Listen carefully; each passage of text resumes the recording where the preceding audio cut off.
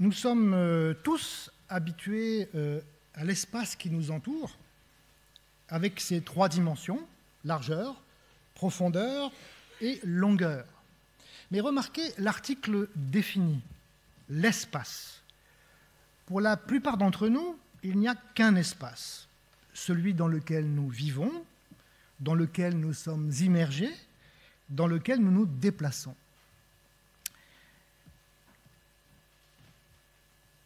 Tout se passe comme si le but de la géométrie était d'étudier un objet physique, l'espace, ou au moins quelque chose qui contient toutes les choses. Mais qu'est-ce que ce quelque chose qu'est l'espace qui contient toutes les choses? Pour paraphraser saint Augustin, qui parlait plutôt du temps, quand on ne me le demande pas, je le sais, mais dès qu'on me le demande et que je tente de l'expliquer, je ne le sais plus. Aujourd'hui, je voudrais expliquer comment le mot géométrie, qui ne s'employait jadis qu'au singulier, a été mis au pluriel vers 1900, lorsqu'une multitude de nouveaux espaces sont apparus. Les étudiants en mathématiques en 2017 ne conçoivent même plus que le mot espace ait pu un jour être au singulier. Ils manipulent en permanence des espaces de toutes dimensions, des espaces de Hilbert, des espaces de modules, des espaces de phase, des espaces fonctionnels, etc. Beaucoup d'espaces. Connaissez-vous l'application de Google qui s'appelle Ngram Viewer? Il s'agit d'une application qui, pour chaque mot de la langue française ou anglaise, vous trace l'évolution de son usage depuis 2 siècles en pourcentage de leur immense corpus Google Books. Regardez l'évolution du mot géométrie au singulier depuis 1800. Il est à peu près constant. Placez le mot géométrie au pluriel, et voici ce que Ngram Viewer vous dit. Le mot géométrie au pluriel apparaît brutalement vers 1900. Même s'il serait simpliste de prétendre que cette explosion de l'espace en de multiples espaces n'est due qu'à un seul homme, je voudrais centrer ma présentation sur 3 articles philosophiques écrits par Henri Poincaré au tournant du siècle. L'espace et la géométrie en 1895, l'espace et ses 3 dimensions en 1903, et enfin, pourquoi l'espace a 3 dimensions en 1912, l'année de sa mort. Selon moi, ces 3 articles fournissent un bon exemple de changement de paradigme en géométrie, une révolution dans la manière de penser la géométrie. Il me faut auparavant expliquer quelques-unes des théories de l'espace qui ont précédé Poincaré. Tout d'abord, une mise en garde. Jusque la fin du XVIIIe siècle, la frontière entre les mathématiques et la physique n'était pas toujours très claire. Il y a ce que j'appellerais l'espace physique, dans lequel nous vivons, nous faisons des expériences, et l'espace mathématique, qui en est en quelque sorte une version abstraite, là où le mathématicien démontre ses théorèmes. Cette distinction est importante, mais il serait difficile, sinon impossible, de trouver un mathématicien, physicien ou philosophe qui ferait la distinction avant le XIXe siècle. Descartes voyait l'espace comme rempli de tourbillons qui entraînaient tous les planètes, par exemple. Leibniz ne voulait pas dissocier l'espace de la matière. Pour lui, le vide n'avait aucun sens. Quant à Newton, il nous a laissé le concept d'espace absolu. Aujourd'hui, nous enseignons à nos étudiants qu'un point de l'espace a 3 coordonnées, x, y, z, qui sont 3 nombres qu'on appelle réels. Comment les parties de l'espace qui sont vides peuvent-elles être constituées de points? De quoi sont faits ces points si l'espace est vide? Newton se sortait de cette impasse par une pirouette théologique qui ne convainc plus grand monde aujourd'hui. Selon lui, l'espace vide n'est pas vraiment vide, mais il est constitué d'un fluide que nous ne pouvons pas percevoir et qu'il appelait le sensorium Dei, le milieu grâce auquel Dieu perçoit et agit sur les corps, sur les planètes par exemple. Mais passons. Il n'empêche que la vision de l'espace comme constitué de points, chacun ayant 3 coordonnées, a été fondamentale dans le développement, par exemple, de la mécanique céleste au XVIIIe siècle. L'espace absolu de Newton. Le grand changement est sans conteste dû à Emmanuel Kant à la fin du XVIIIe siècle. Il a lui-même qualifié sa théorie de révolution copernicienne. Avant lui, il y avait un espace dans lequel un certain nombre d'objets de toute nature se déplaçaient et grâce à nos 5 sens, nous prenions contact avec ces objets en déplacement. Kant ne se prononce pas sur la nature du monde extérieur. Il ne cherche pas à le structurer, à lui attribuer des coordonnées, à en faire un espace absolu de dimension 3, à la Newton. Cet espace extérieur, peu importe ce qu'il est pour Kant. Nos sens sont trop imparfaits pour le comprendre. Kant, en revanche, postule l'existence d'une structure propre à l'espèce humaine, une espèce de cadre qui analyse nos sensations, les trie, les ordonne et fabrique notre conception spatiale. Bien entendu, il ne décrit pas la nature de ce cadre, car la neurobiologie n'existait pas de son temps. En employant un mot d'aujourd'hui, on pourrait presque dire que tout se passe comme si notre cerveau contenait un logiciel qui s'appelle espace. Ce logiciel reçoit une quantité énorme d'informations, en provenance de nos yeux, bien sûr, mais de tous nos autres sens, et construit l'espace interne. En résumé, l'espace n'existe pas indépendamment de nous, mais il existe en chacun d'entre nous. Et toujours selon Kant, ce logiciel espace est de dimension 3 et euclidien. Pourquoi de dimension 3 ? Parce que nous sommes faits comme ça, parce que c'est comme ça, parce que comme nous avons 2 mains et pas 3, l'espace a des dimensions 3. Il faut insister sur une chose importante chez Kant. L'espace de Kant est unique. Même s'il est en chacun de nous, nous avons tous le même logiciel. C'est alors que quelques révolutionnaires sont venus briser le dogme au début du XXe siècle, du XIXe siècle, pardon. Gauss, Bolyai et Lobachevsky ont créé un monde nouveau, non euclidien, où les théorèmes de géométrie sont différents. Par exemple, le théorème de Pythagore n'y est plus vrai. C'est à cette époque que la distinction entre espace mathématique et espace physique a commencé à devenir explicite. Bolyai crée un espace mathématique complètement abstrait, sans chercher le moindre lien avec le monde physique. Il s'agit de pures élucubrations de mathématiciens qui s'amusent avec des espaces virtuels. En revanche, Gauss et Lobachevsky se demandent quant à eux si la géométrie à grande échelle de l'espace interstellaire est vraiment euclidienne. Et ils cherchent à faire des expériences dans cet espace physique.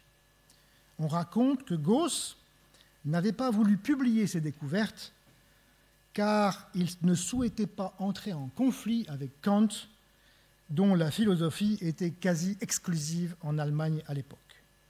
Puis, avec Riemann et d'autres, c'est la dimension 3 qui a été remise en question, parfois en usant de l'espace physique et parfois de l'espace mathématiques. Les mathématiques progressent souvent avec plaisir, sans but concret. J'aimerais dire un mot, par exemple, de Alicia Boole, une femme sans aucune formation universitaire dans l'Angleterre victorienne, qui s'est intéressée très jeune à la géométrie euclidienne de dimension 4.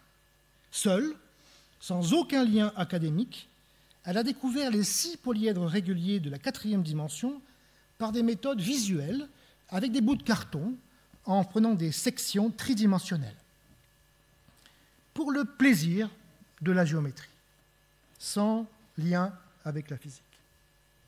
Il faut dire également que ces nouveaux espaces enflamment les esprits de quelques intellectuels, attirés par le spiritisme. La 4e dimension serait-elle une porte ouverte vers le monde des esprits?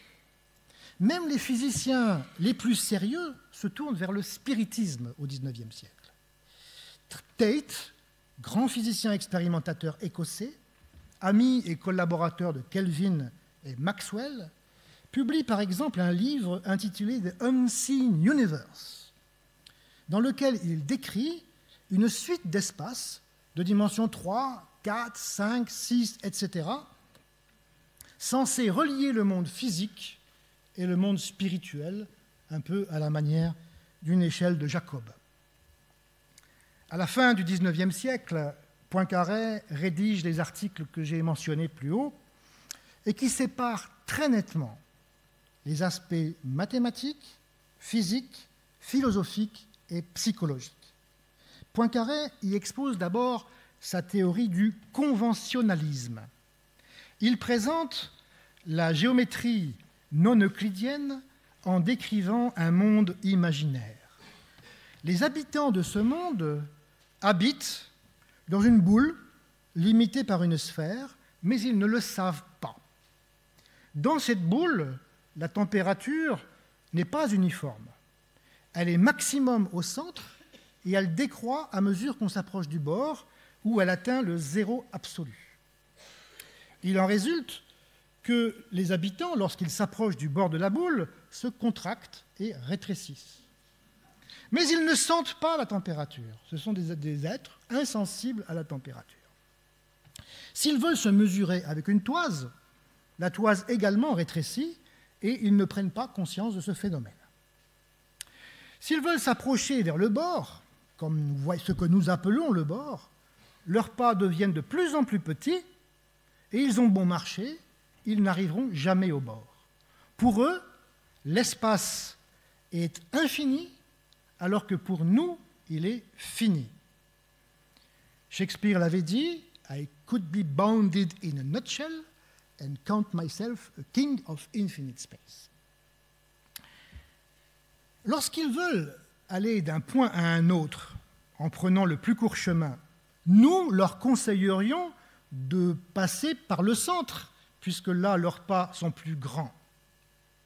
Mais leur Euclide à eux va leur enseigner qu'entre 2 points, il y a une droite. Et cette droite, pour nous, est un cercle.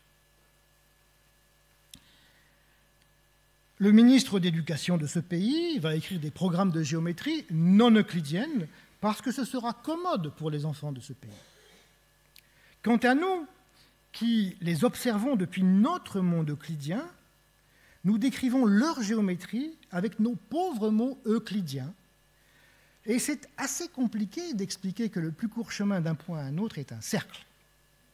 Réciproquement, les êtres imaginaires qui habitent ce pays, décrivant notre géométrie euclidienne, auraient les plus grandes difficultés à nous expliquer les théorèmes si simples pour nous. Les mêmes énoncés géométriques peuvent donc s'exprimer dans 2 langages, et écoutons la conclusion de Poincaré.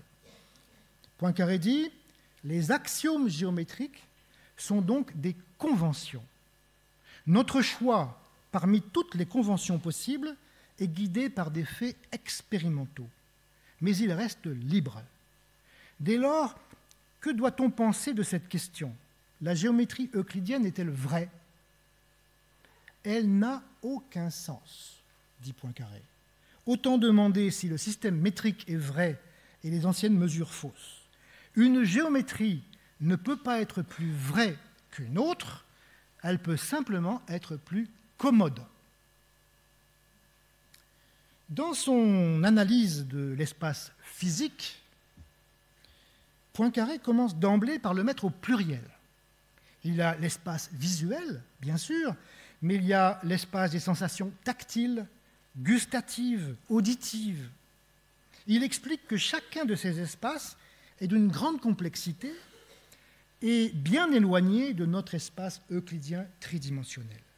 L'espace visuel, par exemple, rend compte de l'information que nos rétines reçoivent, qui est plutôt une image de dimension 2 à laquelle il faut ajouter une notion de profondeur associée tout aussi bien à la vision binoculaire qu'à notre capacité d'accommodation cristalline.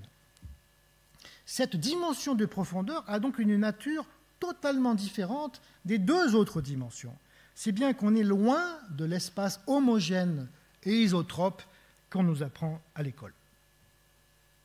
L'espace tactile ressemble encore moins à l'espace d'Euclide.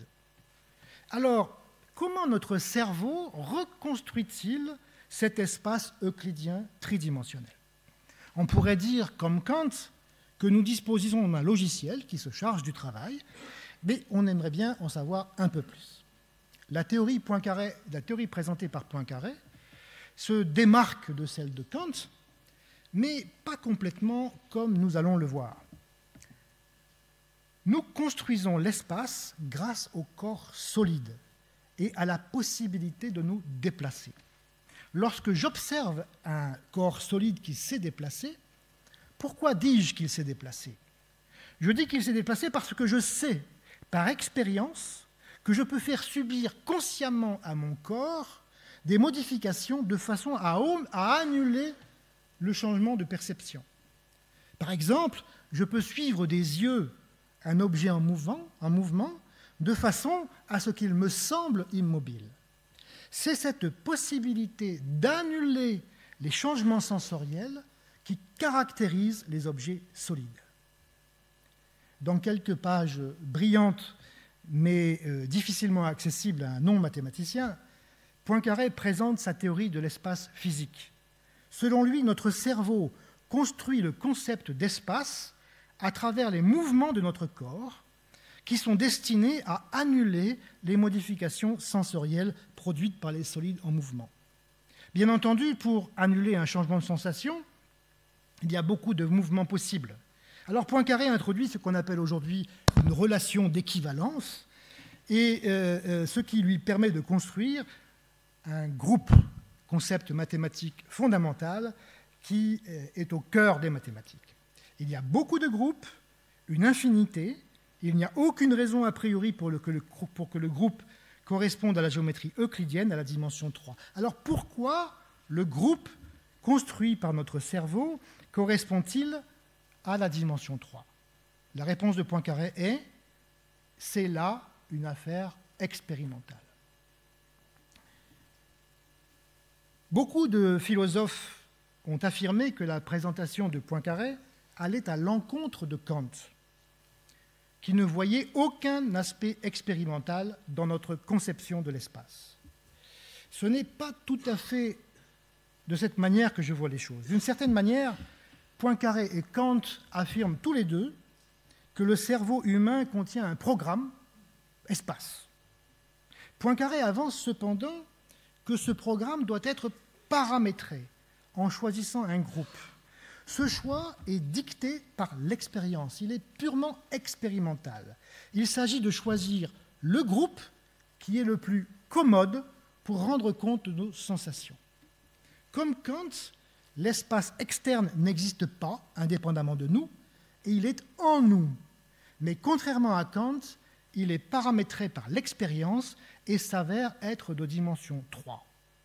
On pourrait presque dire, en plaisantant, que le logiciel de Poincaré est du machine learning. Voici ce que Poincaré écrit.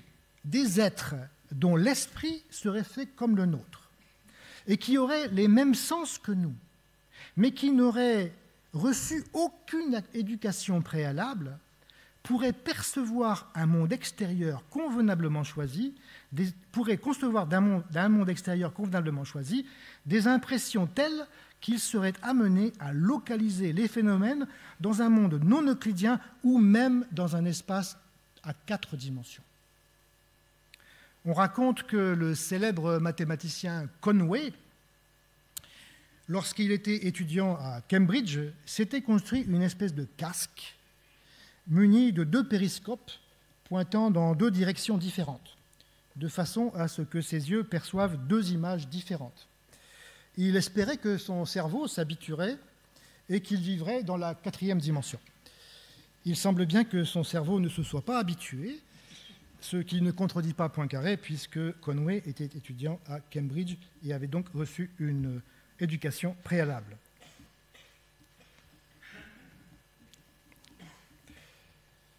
Écoutons à nouveau Poincaré. Ce qui est l'objet de la géométrie, c'est l'étude d'un groupe particulier.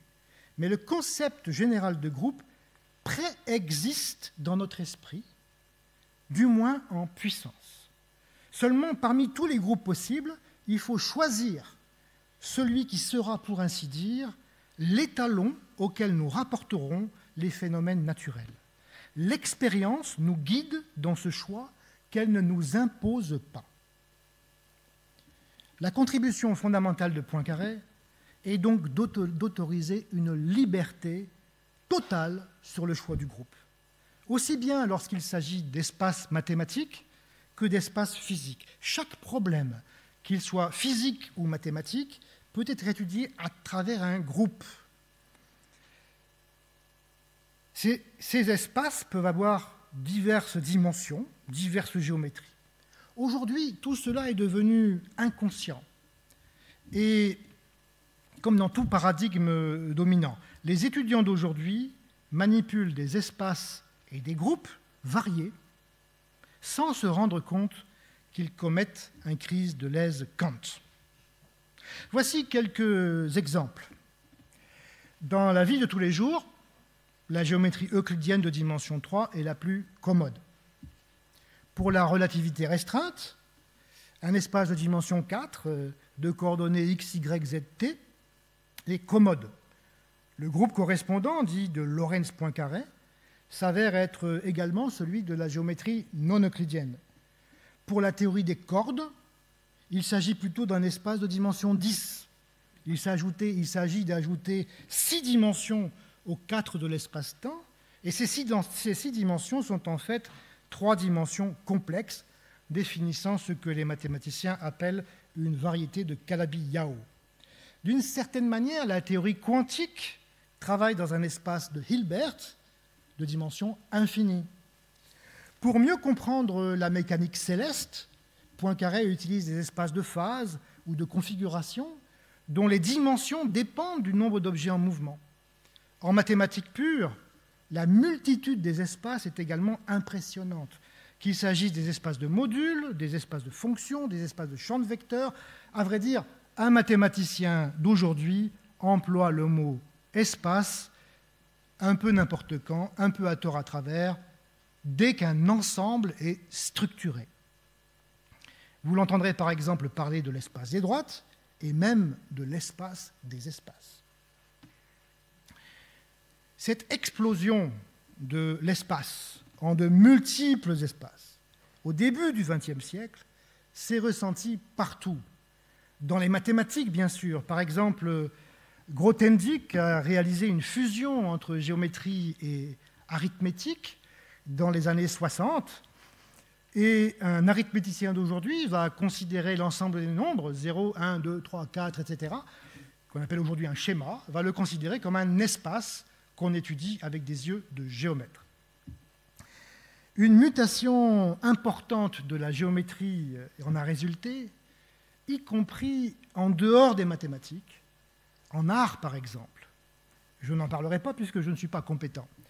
Mais on ne peut que constater que l'art du XXe siècle a rompu avec tous les codes classiques de la géométrie et de la perspective académique.